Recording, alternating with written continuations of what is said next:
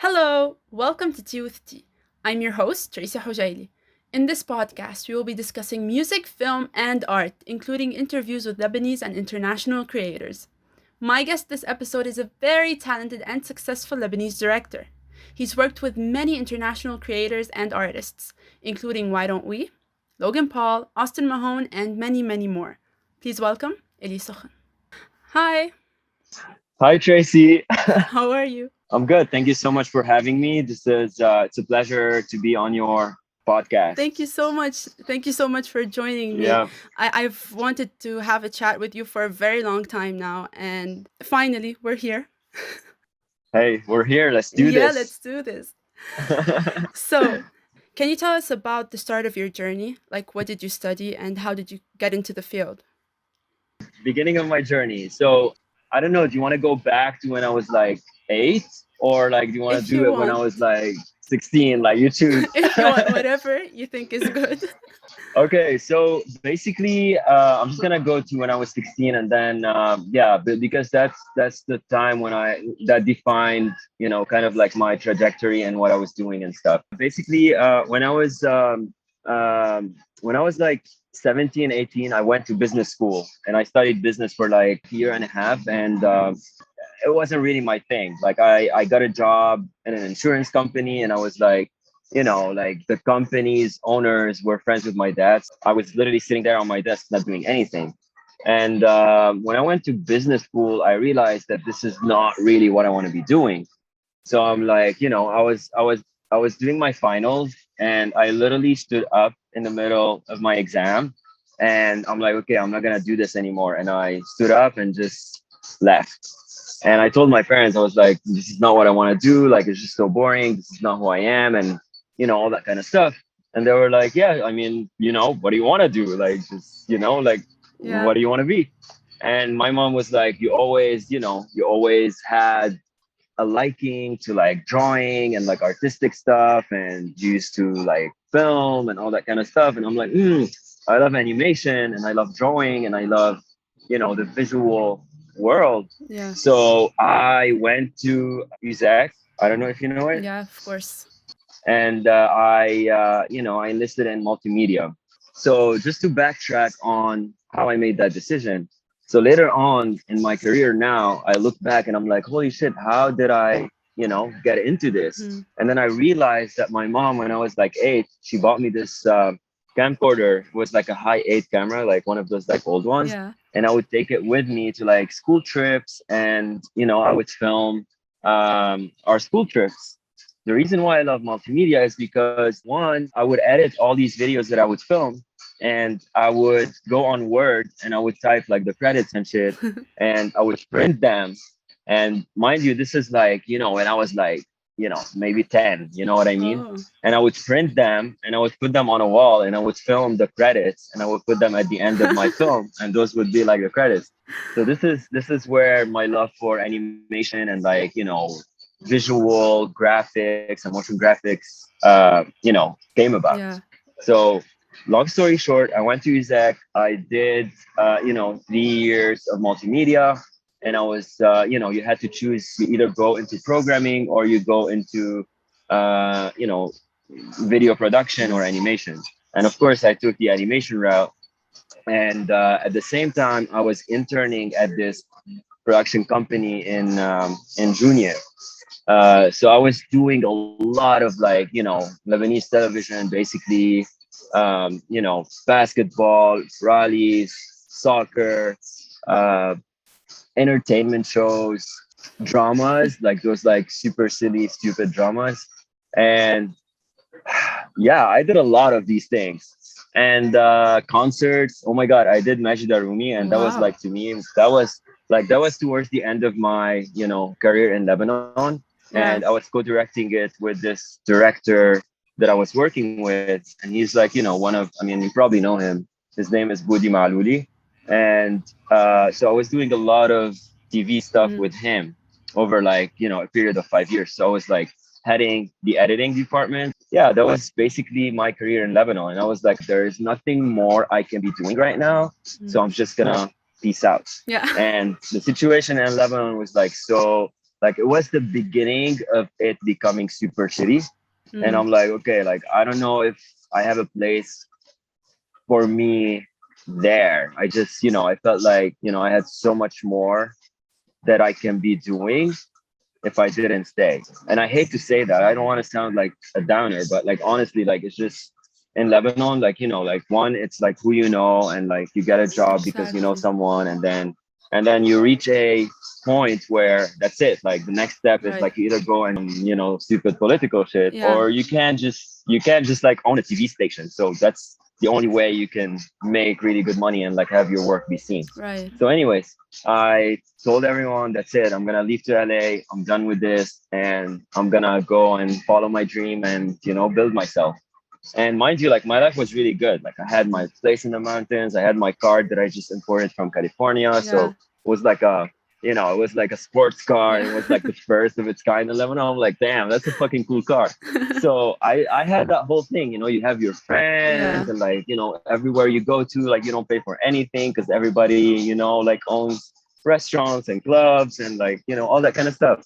So that's the beauty of Lebanon, but that's the Yeah. not beauty of Lebanon too. Right. So I told the company owner, I was like, okay, that's it, I'm leaving, and he's like, no, you're not leaving, you have to stay here. I'm like, no, I'm leaving. So I had to have him sign some of my papers, Mm, and he refused to sign it. I'm like, Goody, no, I'm fucking leaving. Like, what the fuck?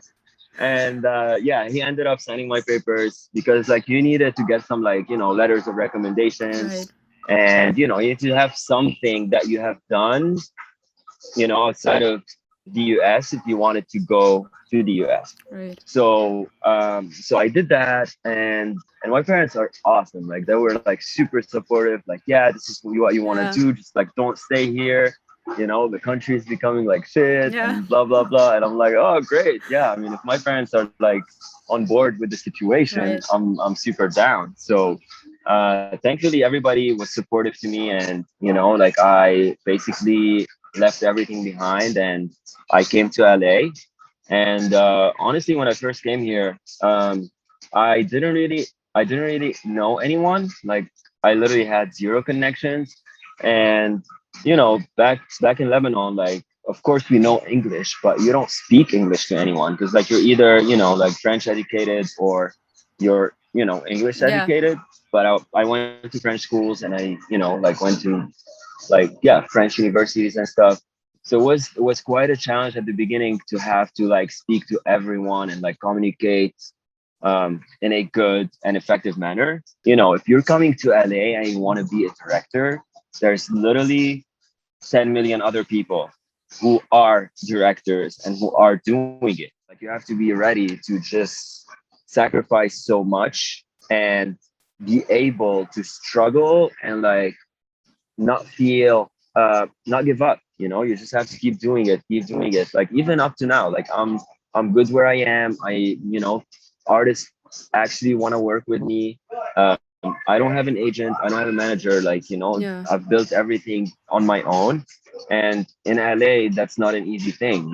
Like you need a big team to help you grow. So and directing is not a job. Like you have to know something. Directing, you have to create your own opportunities. You have to create your own projects. You can't wait on people to give you shit because nobody is going to give you shit. You have to do it on your own. And if you have that mindset, if you are a person who is down to get dirty, you're going to enjoy it. Like it's actually a really fulfilling job to just like dream something, and then like 4 weeks later or 3 weeks later go and see it in front of you. Yeah. It's a very gratifying feeling. But yeah, that's just like understanding what you want to do is important. Like to me, I did a lot of editing work. That was like my basis, and that allowed me to understand how films are made and like how like the shots that I need, the coverage that I need, all of that just like allowed me to have a bigger skill set, um, that allowed me to take risks. Yes. So funny story is the first time I edited in my whole life. This is another yes story. So I was sitting at this production company that I told you about, and I was only an intern. I was 19. I was just enlisting in multimedia, and I was sitting there watching this editor edit on Avid Media Composer. He was editing, I think, some sports event, and I was just watching him. Like I had no intention to become an editor. Yeah. I was just an intern, just like observing what people are doing and stuff. And literally, um, 4 days into my internship, the owner of the company, who's Rudy Maludi, comes to me and he hands me a bunch of dates. And he thought I was the editor. And he's like, "Here you go." And I'm like, "What's that?" He's like, "Oh, this you have to edit it. This goes online, like this goes on air next Sunday at 2 p.m." And I'm like, "Okay, thanks." I literally took the footage and and I started figuring out what the fuck I should be doing. Like I was like trial by error. Like I Yeah. just sat down in front of Media Composer and I started like editing. And luckily, I made friends with this director who was shooting the show, Mm. and he showed me how to do like a slip edit and like how do you put the audio under the video and like all that kind of stuff, and like and a J cut and a G Yeah. cut and like all these things. And I'm like, damn, that's fucking cool. Like I can roll with that. Yeah. And yeah, I finished this. I swear I was like working from like 8 in the morning to 4 a.m. in the morning the Oof. next day, just trying to edit this, 30 minutes video, which I still have, by the way. It's on a Oh, CD really? somewhere in my house.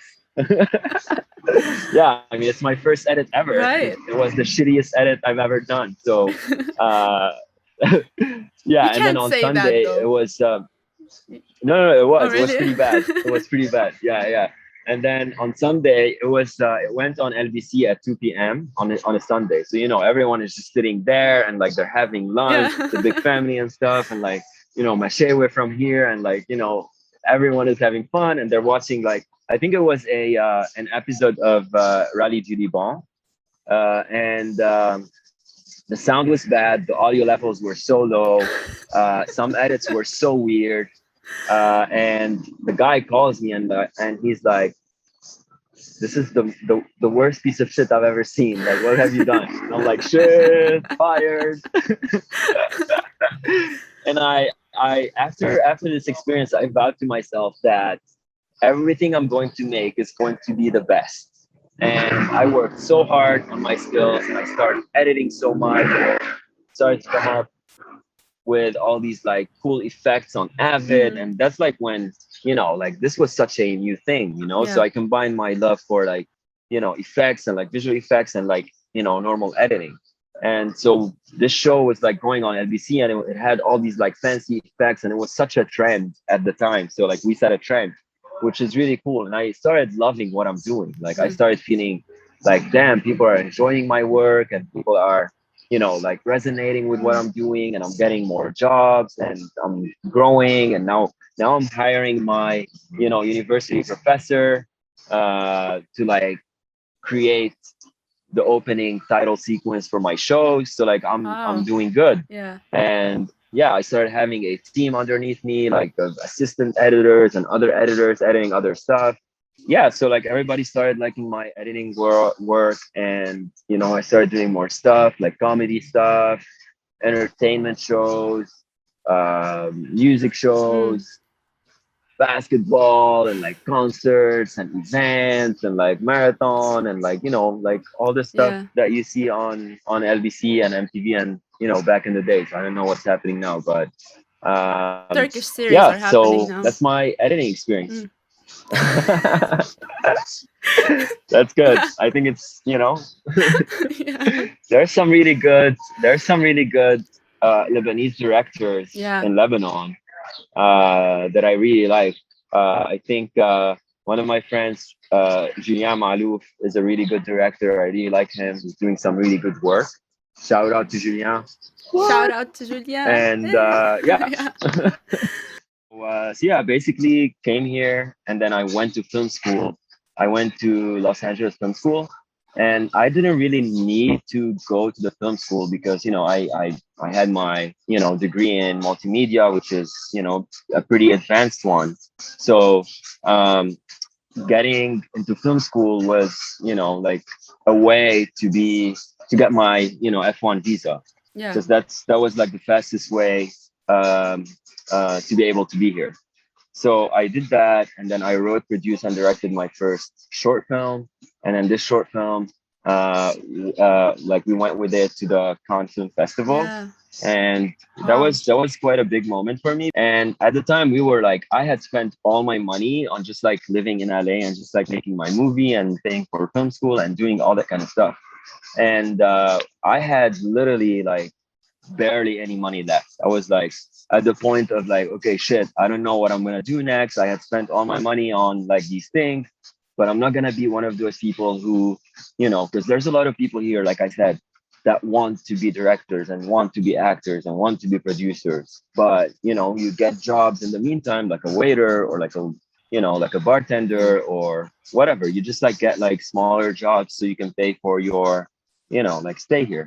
And I'm like, I'm not gonna be one of those people. If I am meant to be in this city, and if this city really likes me and wants me to be part of, the Los Angeles film industry kind of thing, something's gonna happen and it's gonna work out. Otherwise, I'm just gonna go back to Lebanon and like, get whatever, like get some, at least do the same thing I was doing before I Mm. left.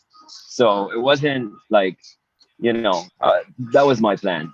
And soon enough, we went to con and did that whole thing, and I met this attorney, and she's like, you have really good work, so maybe like we can figure out how to get you your your O1 visa. And Mm. I'm like, what's that? And she's like, oh well, this is a very specific type of visa for individuals who have extraordinary skills Mm. in arts and entertainment. And I'm like, I just remembered like, in Lebanon, like, they say like the genius visa and shit. So I'm like, Yeah. damn, I might be a genius. Yeah, soon enough, of course I got it, and I'm like, okay, I might be good. So I felt really good when I got this, because not only that I had to compete with, everybody else, I'm also starting from like below the ground, Mm. because like there's like a ceiling that I have to break before I even start Yeah. to compete with everybody else. So got this, and then that was in 2012, and I had started building my team and like my producer and my DPs and like the whole thing.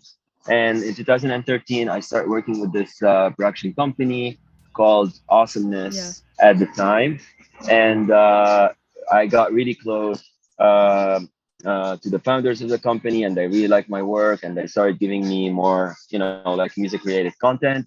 And I started directing like docu follow series and shit like that. And then this girl producer I was working with came to me one day, and she's like, hey, I had been working with her on a lot of things, and she came to me one day and she's like, hey, I have a music video for this guy, do you want to direct it? And I'm like, of course I want to. Like I had not, mind you, I have not directed any music videos before. That's Yeah. I've been in LA for like 3 years. I barely have my team together. I don't have much experience directing music videos. I don't even have zero, like Yeah. literally zero experience directing music videos. But I knew I was good in motion graphics and animation. So I'm like, okay, yes, all you have to do is just get me a big, huge green screen Yeah. and I'll figure it out. And she's like, are you sure? I'm like, yeah, absolutely. So this music video was for Austin Mahone and a bunch of other, influencers like King Bach and like all these people. And it was me standing there in this like super massive green screen in downtown Los Angeles, trying to figure out Yeah. what the fuck I was doing. And I just like, the concept was to do like a Soul Train dance. And I was like, whatever, I'll just have them dance and like sing and be silly and perform, and then later on I'll figure out what to do with it in post. And never do that. No. Never figure out things in post. Noted.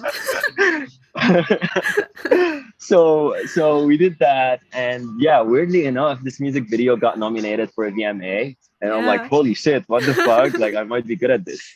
I better be doing more of that. Yeah. So yeah, I started doing more music videos, and then in 2014, DreamWorks Animation bought Awesomeness, and I'm like, holy shit, that's so cool. This is like I always wanted to direct 3D animation and like this is my world and Yeah. like all that kind of stuff. So I jumped in and I started directing 3D animation. Mm. So like stuff like Shrek, Puss in Boots, Kung Fu Panda, Yeah. like all these things.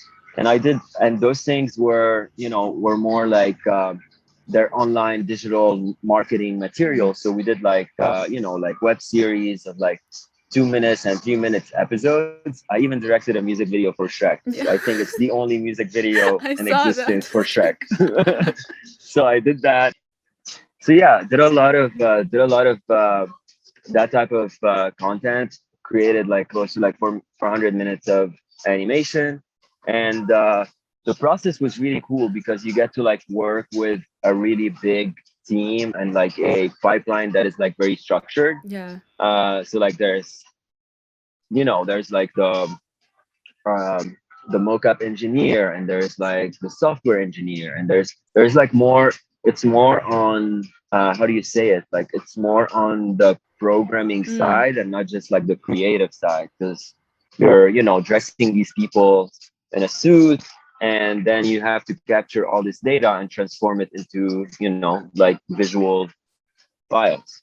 So that was quite a really good experience. And then after I did so many minutes of animation, I was like, okay, that's like, you guys are not. I'm not going to direct, the next Shrek movie. So I'm just gonna, peace out Yeah. and like do my own thing. And then in 2015, 2016, I started my own production company, and I did a scripted show, 10 minutes, 10 episodes Mm. each, with awesomeness. It was called Chat Like Love. It was starring this girl. Her name was Mia Stammer and Chris Kendall, and I did that. That was a really good experience. And then I started directing more music videos and like Yeah. bigger music videos. So I started directing, like the first big one I did was actually something different for Yeah. Why Don't We? And that was I'm really good friends with uh, Logan Paul's manager, Jeff, who's a really good friend of mine.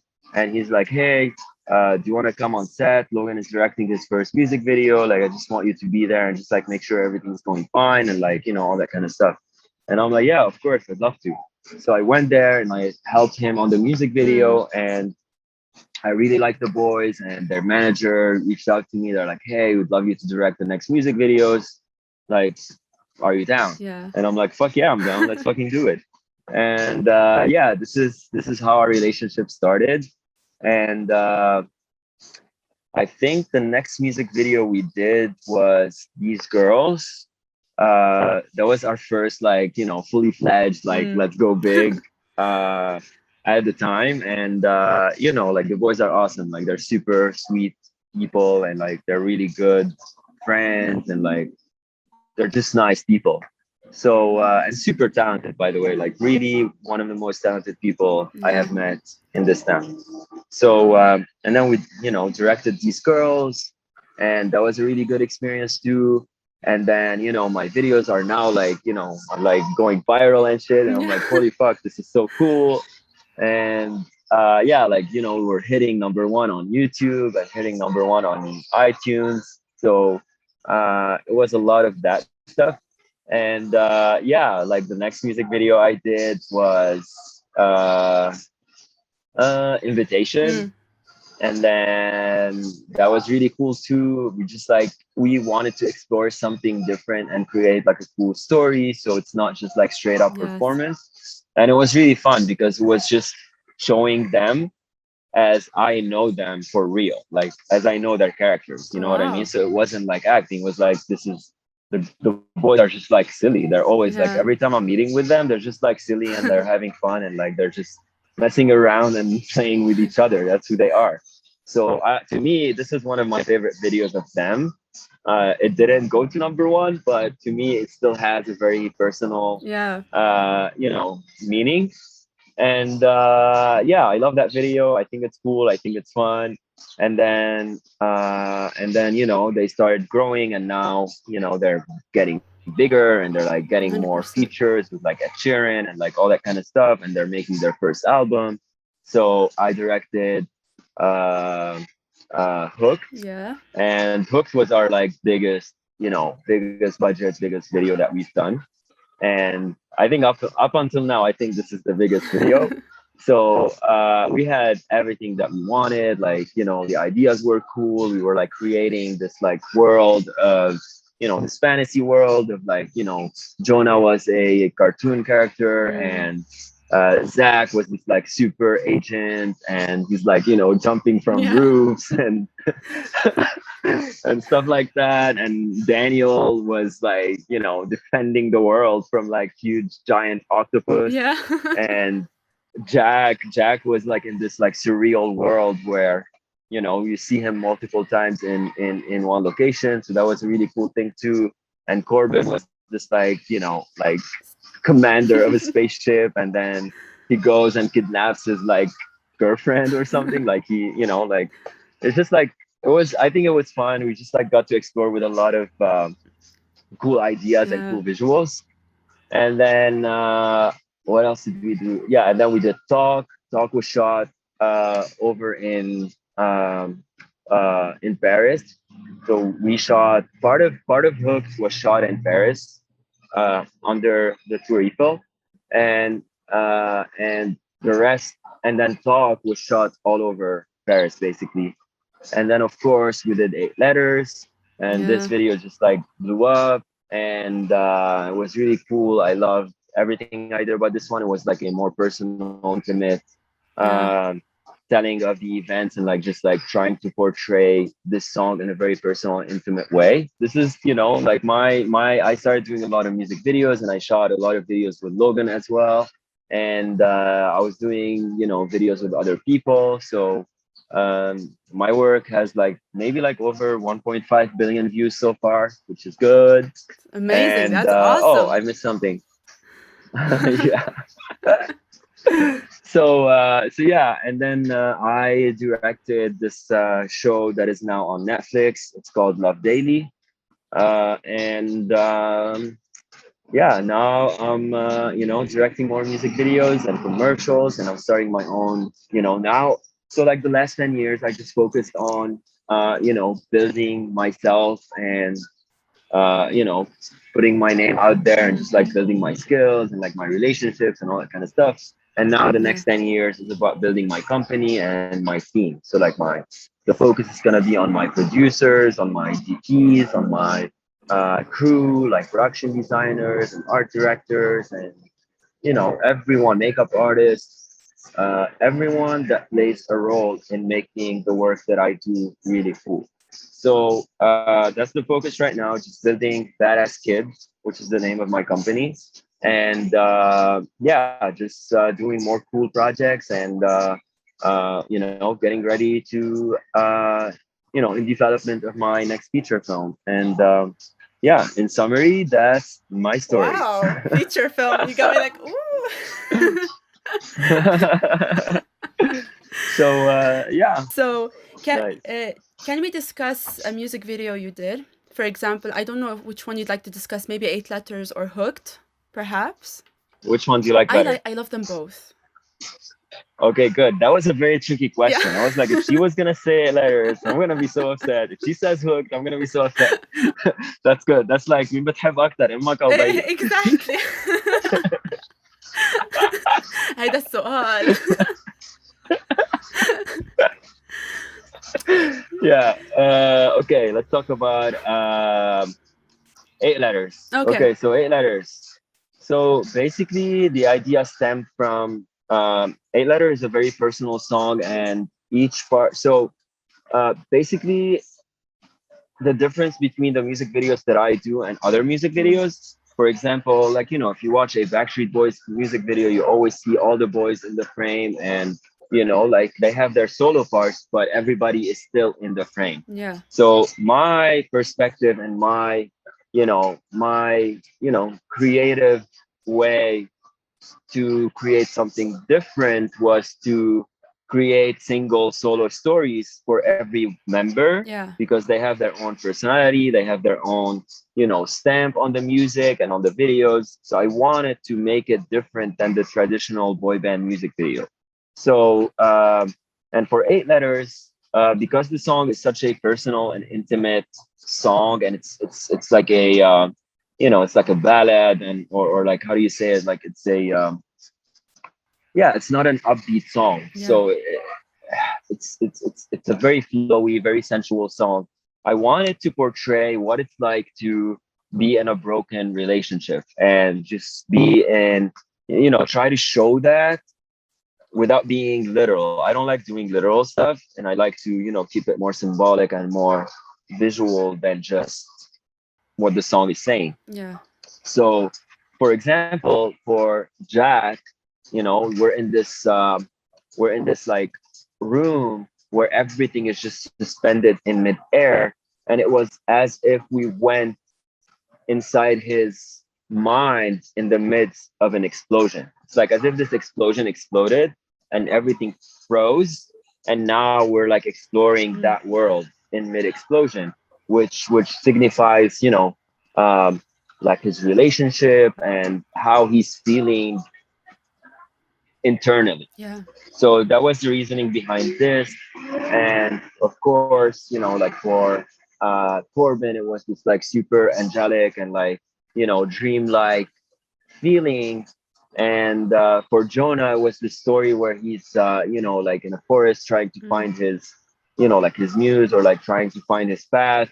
And then he meets this hummingbird along the way. And then, hummingbirds are supposed to signify being playful and enjoying life, and, you know basically not forgetting to stop for a second and just enjoying the flowers along the way.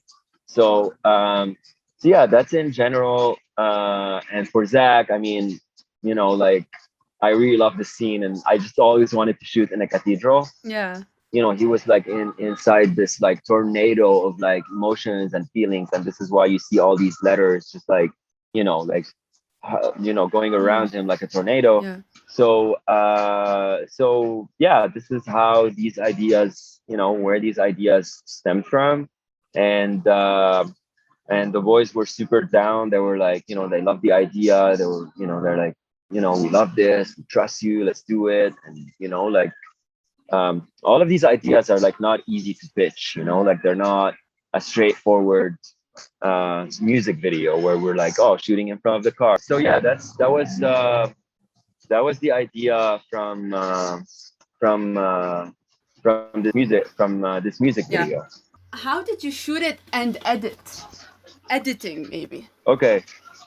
Okay, so basically, everything was storyboarded frame by frame. So Wow. there wasn't any like, like, I usually, come up with the ideas, and I sit down with my storyboard artist and I talk about the shots. This is what I'm seeing.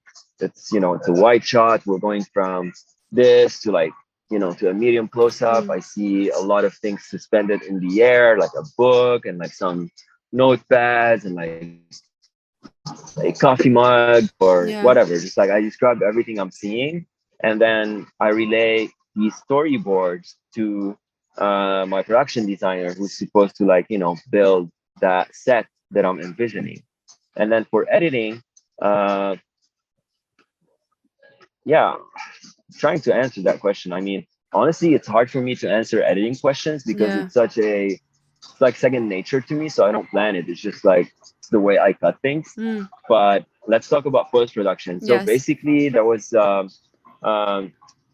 so we shot it.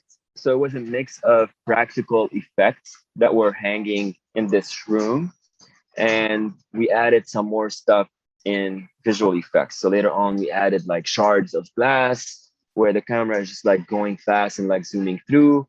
And we added some stuff like floating books and like stuff like that.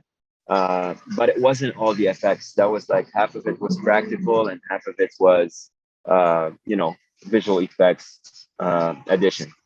Yeah. That's So awesome. yeah, that's the editing section. That's awesome. Because what you do is kind Thank of you. different than what we usually see.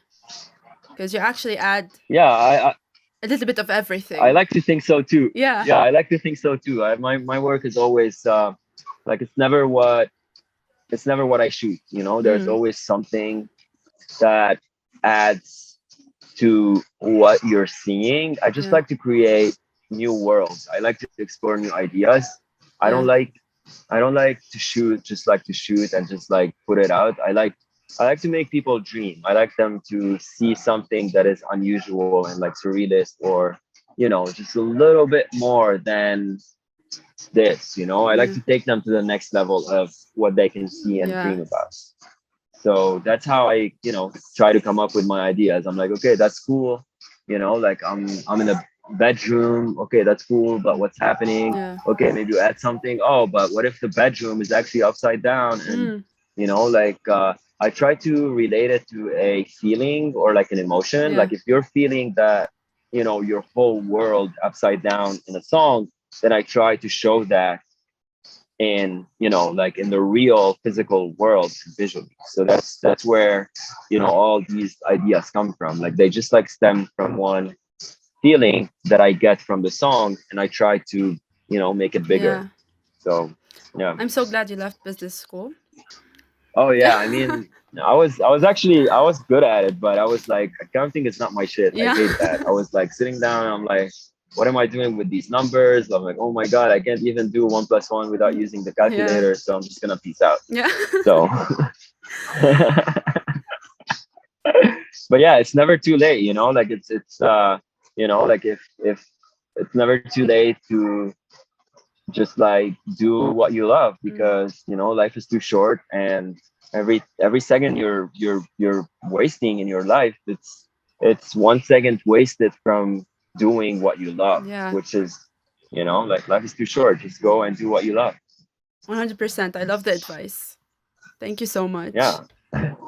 And if you, yeah, I mean, look, if you like, don't think about money. Like I don't think you should think about money. Like think about what you love, get really good at it, and once you're good at that, Mm, then money will come to you because you're the master of your yeah. skill. So there is no escape, you're gonna get money, because like if you suck at it, like maybe that's not your thing, maybe you don't really love it, maybe it's just like something that you love doing, and then it's not really a you know um, something real you should be pursuing. But for Yeah. the most part, when you love something and you just like do it, like everything just like falls into place.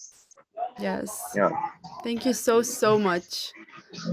It was of a course. Yeah, my pleasure. pleasure. And Thanks, Tracy. thank you so much. And I can't wait to see your future projects, of course, as always. Thank you. Thank you. So thank Yep. you. Thank you for listening. This podcast is produced by 78 Productions. Make sure to follow us on Facebook, Instagram, and TikTok at 78prod. Talk to you later. Cheers.